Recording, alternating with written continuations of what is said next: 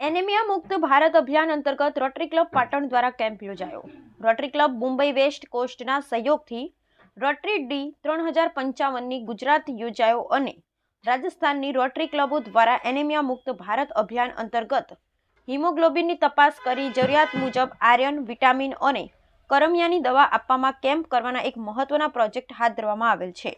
આ અભિયાન અંતર્ગત રોટરી ક્લબ પાટણ દ્વારા શહેરની એક્સપેરિમેન્ટલ હાઈસ્કૂલ ખાતે આજે કેમ્પનું આયોજન કરી 100 જેટલા સ્ટુડન્ટ્સની હિમોગ્લોબિન તપાસ કરી દવા આપવામાં આવી હતી.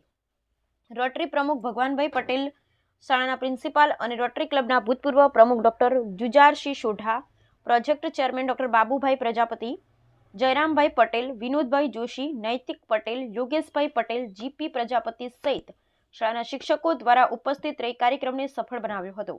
રોટરી ડી 3055ના ડી ગવર્નર મોહન પરાશર, આશિક governor Pinkiben Sadhu, Nexus club અમદાવાદના પ્રમુખ ડોક્ટર નેહલ સાધુ, ડી 3141ના પાસ્ટ ડી ગવર્નર ડોક્ટર ઇનામદારના સંયુક્ત પ્રયાસોથી એનિમિયા મુક્ત અભિયાનમાં પાયારૂપ કામગીરી થવા જઈ રહી છે ત્યારે રોટરી ક્લબ પાટણ તેમને અભિનંદન પાઠવે છે.